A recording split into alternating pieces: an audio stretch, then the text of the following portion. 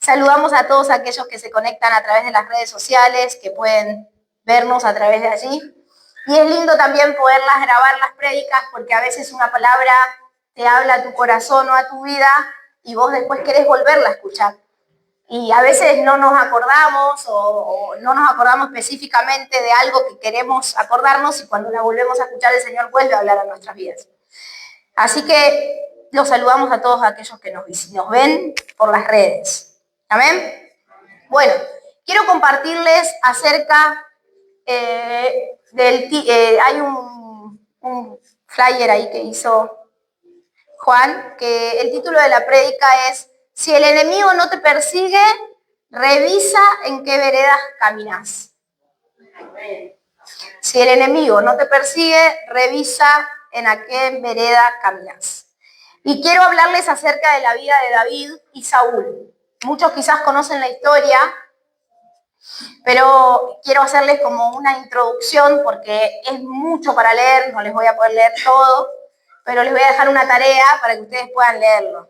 En Primera de Samuel, a partir del capítulo 16 más o menos hasta el capítulo 24, es la historia desde donde David es elegido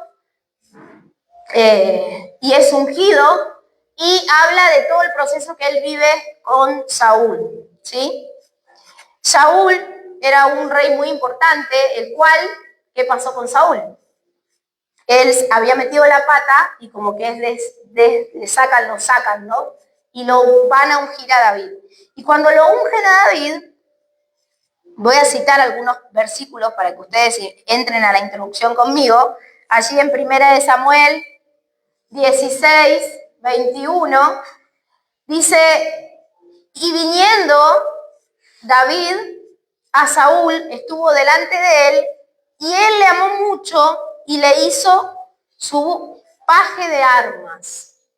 El 22 dice: y Saúl envió a decir a Isaí: yo te ruego que esté David conmigo, pues he hallado gracia en mis ojos. Cuando David es ungido, Saúl como que le toma un amor a David, ¿no? Él como que le cae bien. Es como cuando vos conocés a alguien y vos decís: la verdad que esta persona me cae bien. No lo conocés hace mucho quizás, pero tenés esa afinidad. Entonces dice: yo quiero que él sea que sea parte de los míos. Entonces lo toma como uno de sus soldados, y él empieza como a trabajar para Saúl. ¿Qué pasa en el medio? Él empieza a comenzar a trabajar y Saúl lo comienza a ver y a conocer. Entonces empieza a ver cualidades muy buenas en David. Que David era una persona íntegra, que David era una persona apasionada por lo que él hacía, que David era muy correcto, que en David no había como manchas o errores. Entonces lo comienza a ver. Y como ustedes conocen, si vamos un poquito más adelante de la historia, se encuentra en que David en un momento tiene que ir a pelear ¿contra quién? Con Goliat, muy bien. Entonces, cuando David tiene que pelear con Goliat, eligen a uno de los soldados, y lo eligen ¿a quién? A David. David dice que era de estatura alta o pequeña.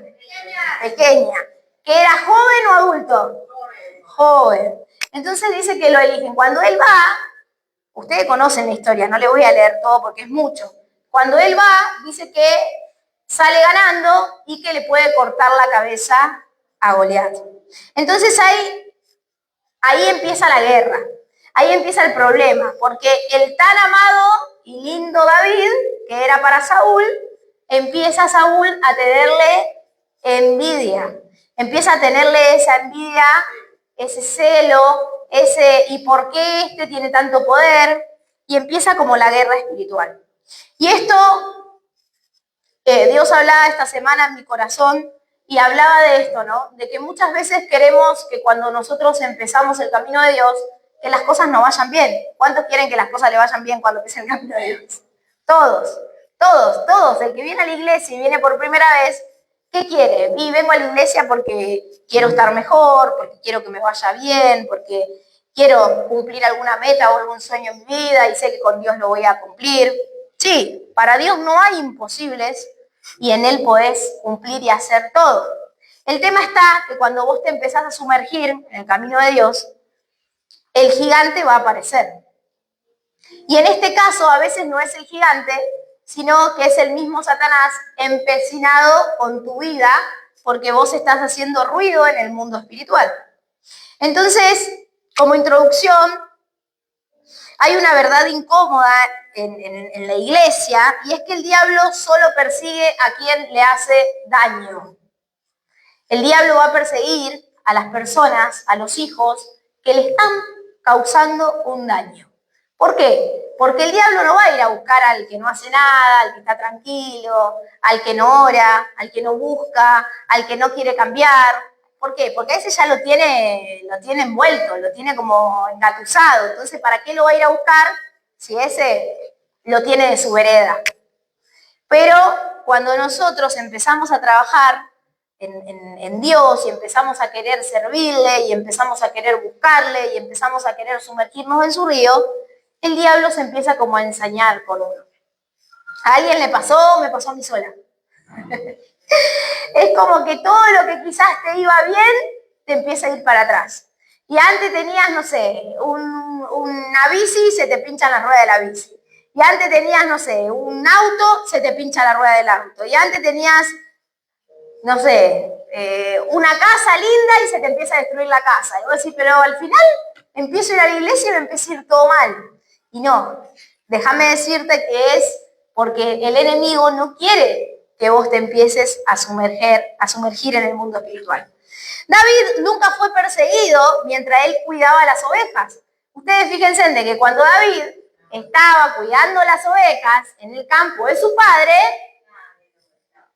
nunca el diablo había venido contra su vida. ¿Por qué?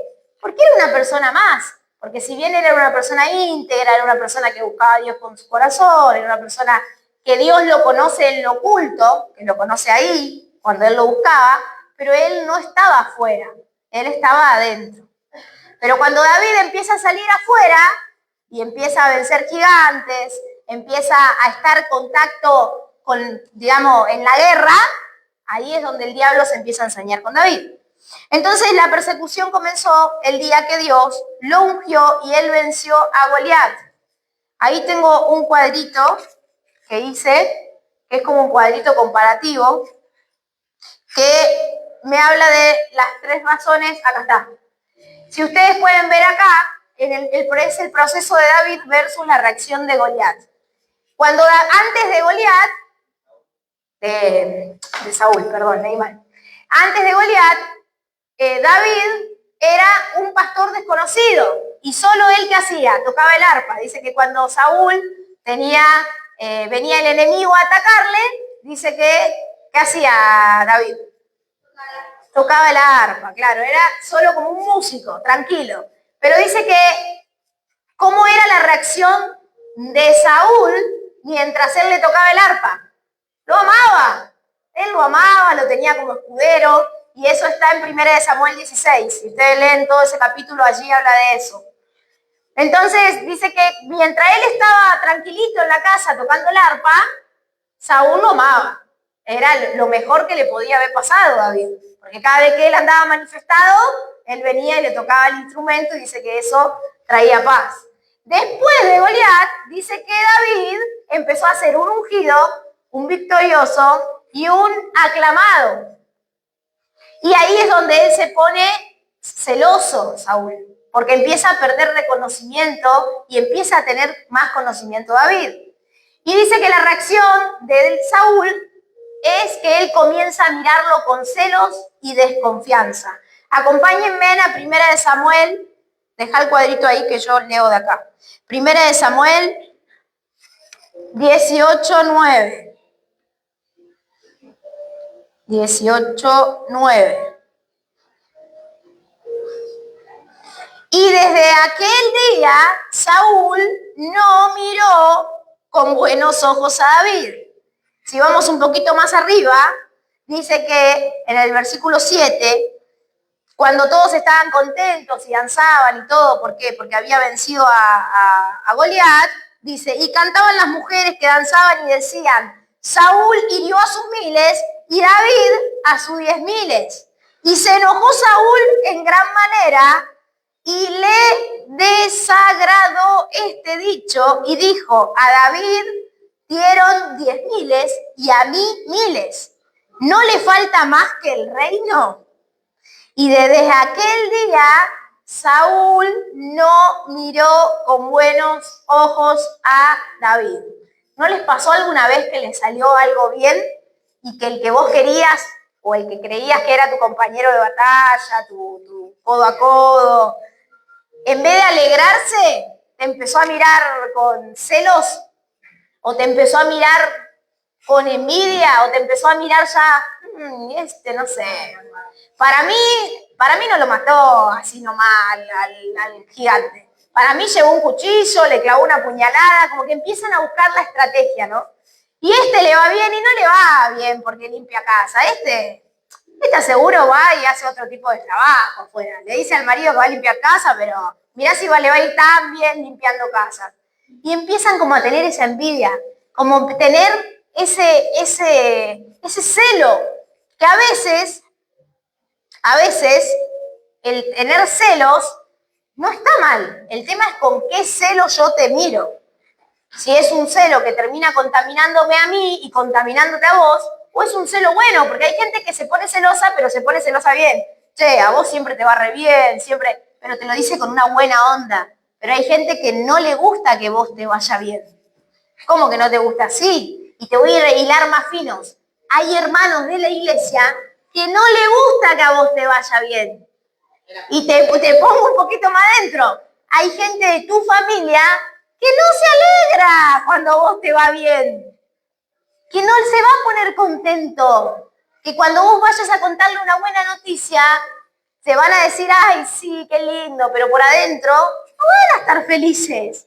Van a estar enojados, van a estar celosos. Van a estar quizás con esa envidia. Entonces seguimos.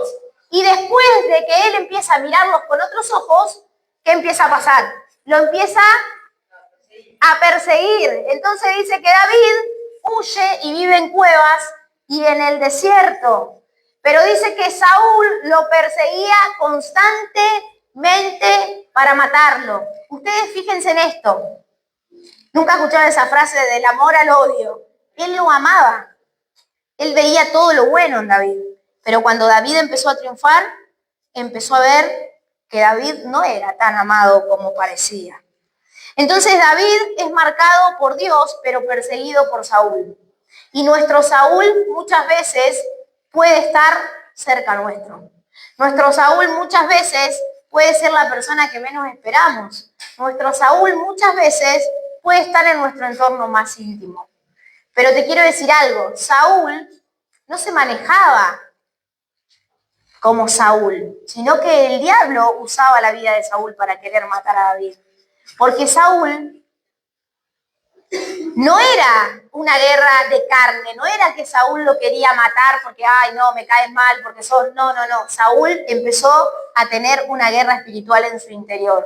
Y muchas veces pasa esto. Nos peleamos con nuestros cónyuges, nos peleamos con nuestros hijos, nos peleamos con nuestros parientes, nos peleamos con los hermanos de la iglesia, nos peleamos con nuestros más allegados, nos peleamos con la persona que ustedes le quieran poner el nombre, pero no es la persona, es espiritual.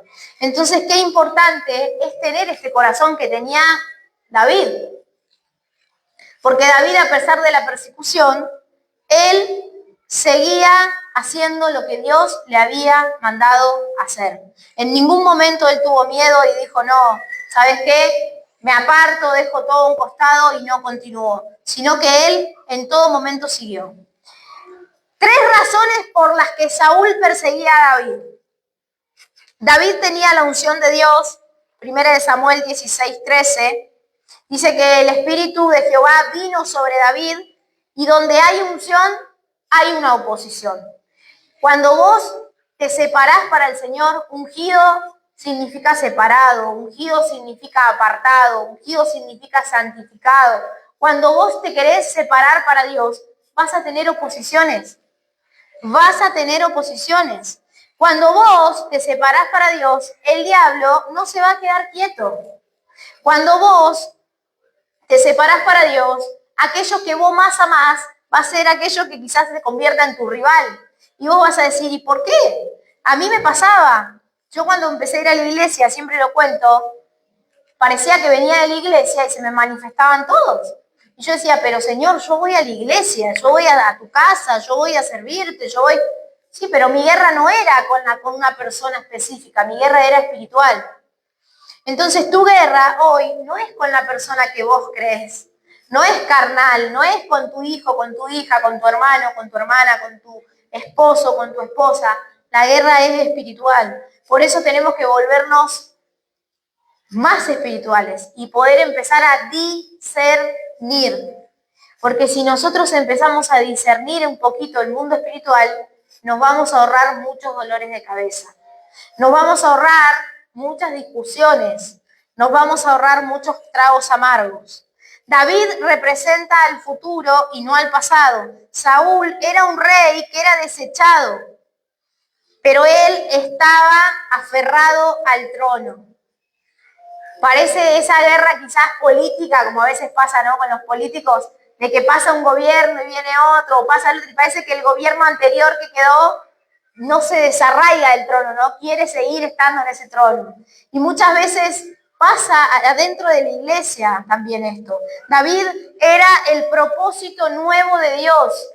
Qué importante es poder impulsar a nuestras nuevas generaciones. Qué importante que vos como familia puedas delegarle a tus hijos lo que Dios tiene para ellos. Porque muchas veces queremos hacer todos nosotros y no delegamos. Y al no delegar, nos terminamos achanchando. Depositen fe sobre sus hijos, depositen fe sobre sus cónyuges. Si ustedes pueden servir a Dios, el que tiene al lado también lo puede hacer. No los echemos de menos. Porque muchas veces que decimos, no, pero este pibe es re rebelde, este pibe no cambia más.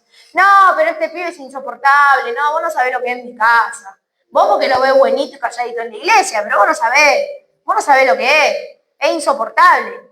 Y vos mismo estás trazando el camino de tu hijo. No lo veas con ese corazón, no lo veas con esos ojos. Declará sobre tu hijo, sobre tu hija, que va a ser un siervo tuyo, del Señor, que va a ser un siervo fiel, que va a ser un siervo mejor que vos. Aunque cuando vos abras tus ojos no veas la realidad.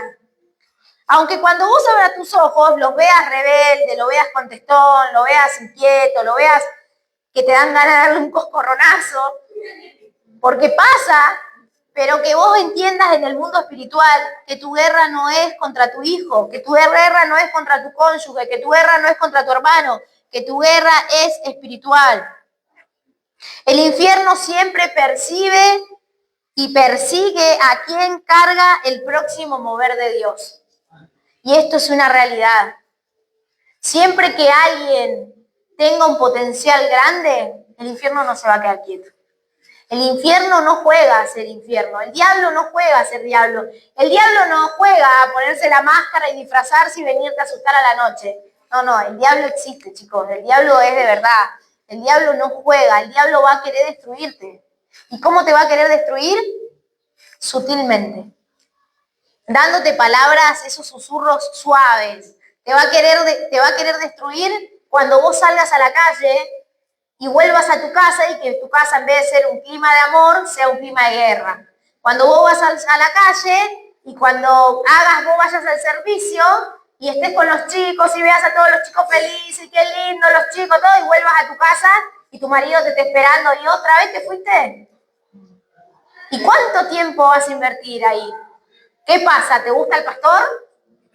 Gente, les aseguro que hay gente que piensa que las mujeres vienen por el pastor. Y mi marido no es Brad Pitt, chicas. No es Brad Pitt. Pero les prometo acá delante de Dios que una vez vino un hombre a quererlo agarrar las piñas porque decía que la mujer venía por él. Y la mujer no sabía cómo explicarle de que ella venía porque quería buscar a Dios, que no venía por el pastor. Pero en su ceguera espiritual Claro, imagínate que hasta el diablo lo ve lindo a Juan, chicos. O sea, no. Es increíble, porque para que el diablo le meta que... Claro, imagínense, ¿no? Entonces, ¿qué te quiero decir con esto? Que el diablo va a querer desviarte. Entonces, cuando vos volvés del servicio a tu casa y vos lo ves a tu marido manifestado, sentado en el sillón, tirado ahí, ¿no? Diciéndote de todo, ¿vos qué haces? ¿Qué decís vos? No, Señor, mi familia no cambia más. Mi familia no cambia más. Al final, Señor, ¿yo qué hago? Voy, te sirvo, te alabo, estoy en la iglesia, me aguanto los hijos del pastor que son insoportables, los escucho, los agarro el pibe, lo hago dormir. Y al final, Señor, vos, ¿qué haces? ¿Qué estás haciendo, Dios? Y te aseguro que con esos susurros, el diablo donde quiere apartarte. Te aseguro que con eso, con esa visión que vos ves cuando llega a tu casa, el diablo quiere que vos te enfríes. Y te aseguro que le funciona. Porque ¿saben la cantidad de gente que hay allá afuera? Fría. Porque alguna vez estuvieron sirviendo fervientemente a Dios y en sus familias no había cambio. Y como no había cambio, dijeron, no, Señor, ¿sabes qué? No te creo más. Entonces, si esto sigue pasando, le seguimos dando la batalla ganada al diablo. Iglesia, no te duermas, porque tu lucha no es carnal, tu lucha es espiritual. Iglesia, no te desanimes, porque cuando tu familia se te pone en contra, no es tu familia, es el mismo infierno levantándose. Cuando tus amigos se te empiezan a alejar, cuando aquellos que vos tenías de amigos, tenías de re amigo, que era tu amigo el que te acompañaba a la montaña, se veía que escalaba, y cuando vos le decís, che, ¿sabés que estoy yendo a la iglesia? Ah, ya te lavaron la cabeza, ¿sabés qué? No te habla más, se te aleja. Y ese no era tu amigo, porque tu amigo te va a seguir, aunque vos creas en Dios, aunque vos creas en lo que creas, si es tu amigo, te va a seguir igual. No le va a influenciar lo que vos crees. Pero ¿qué quiero decir con todo esto? Que con todas estas cosas nos vamos dando cuenta sobre qué vereda estamos, sobre qué lado estamos. David no se contaminó. David no se contaminó. David no quiso hacer nada que esté en contra de la voluntad de Dios. David no se contaminó en la vereda de Saúl. Él no le dio lugar, sino que él se escapó. Estuve leyendo y más o menos son entre 7 y 10 años de persecución que tuvo. 7 y 10 años en donde Saúl lo quería matar. ¿Escuchan? 7 o 10 años. No fue que fue una semana y como ya no lo encontró, dijo, bueno, ¿sabe qué, Saúl? Hacé tu vida, tranquilo. No, 7 y 10 años en donde Saúl estaba empecinado a matarlo. 2 veces David lo pudo matar a Saúl. En 2 oportunidades está en que él se puede como vengar y decir, ¿sabe qué? Te mato yo a vos. Y terminamos con esto. En 1 Samuel 24 y en 1 Samuel 26. Y él no lo hace, no toma venganza, no usa los mismos métodos. Se mantuvo en la vereda de Dios, en la integridad y en el temor al Señor. Por eso la persecución siguió. Por eso muchas veces sos perseguido tantos tiempos. Si David se hubiera vuelto como Saúl, la persecución hubiese parado. Si el corazón de David se hubiese vuelto como el de Saúl, no hubiese sido más perseguido. Pero ¿qué pasa cuando el enemigo no te está persiguiendo? Preguntale al que tenés al lado. ¿Qué pasa cuando el enemigo no te persigue? ¿Qué pasa cuando ese clima está todo hermoso? Cuando hay una paz que sobrepasa todo entendimiento, que vos crees que el Señor está con vos porque mirá, estoy viviendo en una nube, no me pasa nada, tengo todo. Y Jesús lo dijo muy claro. Allí en Juan 15, 19 dice, si fueseis del mundo, el mundo amaría lo suyo. Pero porque no sos del mundo, por eso el mundo os aborrece. ¿Qué te quiero decir con esto?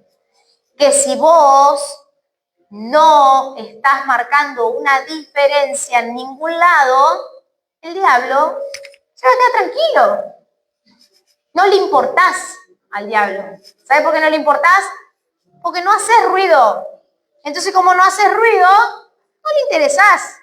Entonces, cuando no hay lucha, es porque o estás dormido espiritualmente, o ya estás en su vereda, o ya te pasaste de bando, o no representás peligro para su reino. Si tu luz no alumbra, si tu sal no sala, tu vida no incomoda al infierno. ¿Qué te quiero decir? Que si vos estás tranquilo y tu vida espiritual está tranquila, para el infierno es una bendición, porque no le causas nada. Entonces, ojo, cuando muchas veces nos va excelente en la vida. Porque a veces parece que tenemos una vida color de rosa y vos decís, ¿te falta? No, tengo todo. Y tus hijos están todos sanos. Y mi familia está toda bien. Y claro, porque ya te pasaste de vereda. Entonces el diablo te tiene tan engatusado, tan engatusada, que crees vos que es todo bendición del Señor. Pero no todo lo que nosotros creemos que es bendición del Señor es verdaderamente una bendición del Señor. ¿Cómo yo me doy cuenta en qué vereda estoy parada? ¿Cuándo fue tu última vez en que el enemigo te atacó por orar, por ayunar, por predicar? ¿Cuándo fue la última vez que tus decisiones hicieron incomodar a tu entorno? ¿Cuántas veces? Ya contesta, se autoexaminan ya. ¿Cuántas veces? Ya me hiciste perder. Ay, Señor. ¿Estás dispuesto a vivir en la cueva de Adulán antes de que en el palacio de Saúl? Si nos ponemos a profundizar más en la historia, por eso digo que la lean, si nos ponemos a profundizar más en la historia, Saúl, en realidad, él ya no era rey, porque ahora rey, ¿quién era? David. ¿Y dónde tenía que vivir David? En un palacio. ¿Y dónde estaba viviendo? En cuevas. ¿Era necesario que David viva en la cueva? No, porque él podía tener una vida de lujo ya. Tipo rey, con sus siervos, con sus amos, ahí servido, tranquilo, sin que nadie lo moleste, pero por hacer la voluntad del Señor estaba viviendo en una cueva. ¿Cuántas veces Dios te lleva a la cueva a procesarte? ¿Cuántas veces Dios te lleva a la cueva, te saca del palacio y te lleva a la cueva a incomodarte? Porque si a veces Dios no nos incomoda, no cambiamos. Les aseguro que si Dios no te incomoda, no cambiás. Les aseguro que si Dios no incomoda a Yelén no cambia. Les aseguro que si Dios no la saca a Yelén de Buenos Aires y la lleva a más de 1500 kilómetros a vivir al sur, a Yelén no iba a salir nunca de la iglesia cómoda en donde estaba. ¿Por qué? Porque es lindo cuando estamos en la comodidad. Es hermoso cuando vivimos cómodos, pero la incomodidad que el Señor trae a tu vida no es para aplastarte, no es para que vos te quedes postrado, es para que vos saltes a otro nivel, es para cumplir el propósito que Él tiene con vos. La persecución no es señal de una maldición, sino que es señal de que vas en dirección contraria al infierno. Cuando vos sos perseguido es porque vas en una manera contraria al infierno. En 2 de Timoteo 3:12 dice, todos los que quieren vivir piadosamente en Cristo Jesús padecerán persecución. Vamos a decirlo de vuelta. Todos los que quieran vivir piadosamente en Cristo Jesús vivirán persecución. No viniste a la iglesia para sentarte y quedarte tranquilo y que tu vida te vaya todo color de rosa. Viniste a la iglesia para sanarte, restaurarte y salir allá afuera a buscar a aquellos que estaban en tu condición o aún peor de la condición en donde vos llegaste.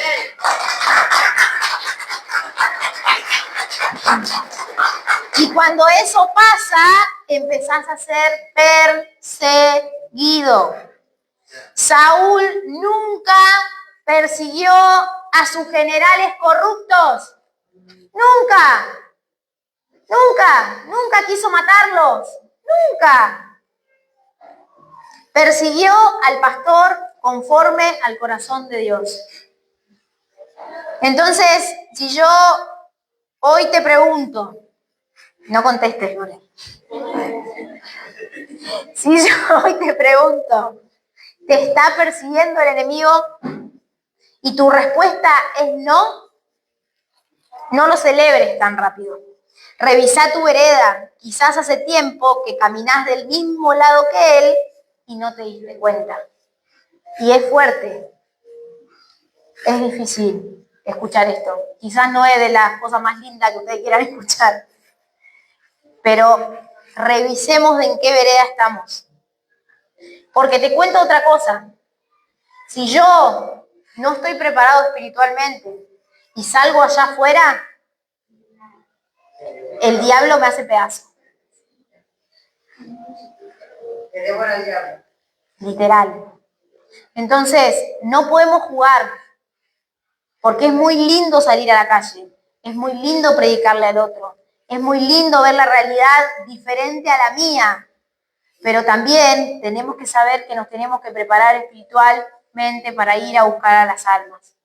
El enemigo no juega. Cuando vos querés sacarle un alma que él la tiene ya engatusada, va a querer venir en contra tuyo, en contra de tu familia, en contra de tus hijos, en contra de...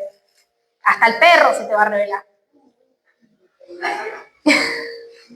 Hasta el perro se te va a revelar. Entonces, ¿qué te quiero decir con todo esto?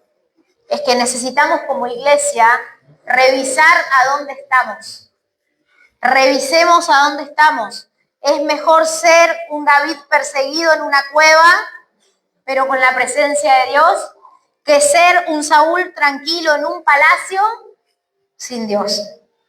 Porque al final Dios guardó a David todos los días y no lo entregó a Saúl en sus manos. Ustedes fíjense en algo, que cuando Saúl le dice a Jonatán que él lo iba a matar a David, ¿saben qué hace Jonatán? Va y lo busca a David y le dice, huí porque te quiere matar. Hasta los que estaban del lado de Saúl empiezan a actuar a favor de David. ¿Por qué? Porque lo que había en David era algo muy grande y muchos lo podían palpar, pero Saúl estaba empecinado con él. ¿Qué te quiero decir con esto? Que muchas veces aquellos que nos rodean se te van a levantar, sí, pero también va a haber gente a tu favor. Gente que va a venir y va a decir, eso que vos me estás diciendo de fulano, de mengano, no es así. Porque yo lo conozco, porque yo sé quién es, porque yo sé lo que porta. Pero para eso necesitamos vivir una vida íntegra. Necesitamos mostrar a Jesús a donde vayas. Porque si yo voy a la copa de leche los fines de semana y me pongo ahí a jugar con los nenes, a predicar y todo, está todo genial. Pero ¿qué pasa cuando yo salgo de mi casa y voy a comprar? Me pongo a insultar a los nenes. Che, vos, pendejo, pero caminá, que no te movés, que sos un pendejo. Y el que estaba allá, que fue a la copa de leche y me vio toda, ay, Dios te bendiga, mi amor, mi tesoro. Me vio todo dulce con el nenito, me ve que en realidad no era tan dulce como yo estaba en la copa de leche diciéndole al nenito. ¿Entienden lo que digo? Debemos mostrar a Jesús a dónde vayamos. Porque aunque ustedes no se den cuenta, ustedes son observados, somos observados. El barrio nos mira. Tu vecino, tu vecina mira cómo vos te portás, cómo vos caminás, qué vos le decías a tus hijos, cómo lo retás. Mira todo. Y cuando te toca ir a predicar, no va a escuchar las cosas lindas que tenés para decirle. Va a decir, ah, sí, esta me viene a predicar a mí, se la pasa gritándole al pibe todo el día, lo vive insultando al pibe y ahora viene y me dice a mí que Dios me ama. ¿Es fuerte? Sí, es fuerte. Pero necesitamos tener un cambio radical. Porque Dios hace cosas grandes con este tipo de gente zarpada en la fe, ¿no? Porque yo lo miro y a mí me vuelve loca la vida de David. Pero ¿cómo llegar a ser un David si no me animo a ser perseguida? Muchas veces nos va a tocar ser perseguidos. Muchas veces vamos a querer venir por la bendición y la bendición va a tardar, no va a venir la bendición ya. Entonces, iglesia, necesitamos despertarnos espiritualmente y necesitamos saber que si queremos impactar afuera, primero tiene que Dios impactar en nuestros corazones. Amén. Ponete en pie allí donde estás, vamos a orar. Después de esta prédica, lo que quiero que vos hagas en tu casa es que puedas leer. Que puedas leer Samuel, Primera de Samuel, desde el 16 al 24. Es toda la historia esta que yo te resumí. Es larga, pero quiero que la leas. Y que no solo que la leas, sino que prestes atención, que agarres tu marcador, que agarres tu lapicera, que marques tu Biblia en aquellos lugares en donde te impacte la historia. Y después en la semana, contame. Contame qué viste, contame qué el Señor te habló. Cerrá tus ojos allí donde estás. Vamos a orar. Gracias, Espíritu Santo, por tu palabra. Gracias porque cuando nos traes incomodidad es porque quieres sacar de nosotros lo mejor. No queremos más vivir cómodos, vivir en una comodidad que nos produce tranquilidad, porque esa tranquilidad no viene de vos. Vivimos quizás en una tranquilidad de apariencia, que aparentemente está todo bien, que aparentemente está todo tranquilo, que aparentemente está todo en paz. Pero quizás nos relajamos demasiado, quizás ya estamos en otra vereda. Quizás las situaciones se pusieron tan difíciles que nos dimos por vencidos, por vencidas. Quizás nos cansamos de buscarte, quizás dijimos, Señor, ¿sabes qué? Me rindo. Ya no peleo más por mi familia, ya no peleo más por mis hijos, ya no peleo más por mi matrimonio. Me rindo. Y cuando vos y yo nos rendimos, nos cruzamos a la otra vereda. Y el enemigo se empecina con tu vida y te hace creer que está todo tranquilo. Y cuando estás en la otra vereda, el enemigo te trae paz, el enemigo te trae tranquilidad, el enemigo te llena de trabajo, el enemigo te da todo aquello que vos querés. Y esa bendición muchas veces no viene del Señor. Viene de la distracción que Él quiere hacerte para que vos te alejes de Él, para que vos te apartes de Él. Iglesia, necesitamos sacudirnos espiritualmente. No nos tenemos que quedar en la comodidad, tenemos que salir de la comodidad. Salir de la comodidad implica constancia, implica permanencia, implica búsqueda, implica cansancio, pero por sobre todas las cosas implica persecución. Pero qué mejor que ser perseguidos, pero estar cerca de Dios. Qué mejor que ser perseguidos, pero estar cerca de su presencia. Qué mejor ser perseguidos, pero estar cerca de Él, pero tener a dónde correr. Si en este tiempo quizás te diste cuenta que tu vida se relajó y que crees o creíste que estabas en el camino correcto, pero en realidad ya te habías cruzado de vereda, yo quiero que hoy sea el día en donde vos vuelvas al lugar donde perteneces. Hay un lugar donde vos perteneces y hay un lugar donde Dios ya te llamó y donde Dios ya te habló y donde vos perteneces. Yo no sé cuál es ese lugar, yo no sé cuál es ese propósito tuyo, yo no sé cuál es tu llamado, yo no sé, pero vos sí lo sabés. Y sí sabés que quizás te cambiaste, te cruzaste de vereda. Pero hoy es el día en donde vos tenés que volver a estar en el lugar correcto. Es necesario que vuelvas al lugar correcto, iglesia. Necesitamos volver al lugar correcto. Necesitamos volver al punto cero. Al punto donde no te importaba si eras perseguido. Al punto donde tu vida le pertenecía 100% al Señor. Si yo hoy te pregunto, ¿en qué vereda estás? ¿Se te viene a memoria en dónde estás? ¿O dudás? Si yo hoy te pregunto, ¿el enemigo te está persiguiendo o te mantiene relajado? Si yo te pregunto, ¿tus familiares están contentos de que vengas a la iglesia? ¿Tus hijos se portan bien? ¿Están contentos? ¿O tu casa parece un desastre?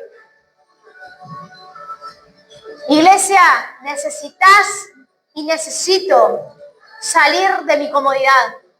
Pero para salir de la comodidad necesitamos salir. Porque si te quedas encerrado en el mismo lugar en donde hoy estás, no va a pasar nada. Gracias, Señor, por tu palabra. Gracias porque en ella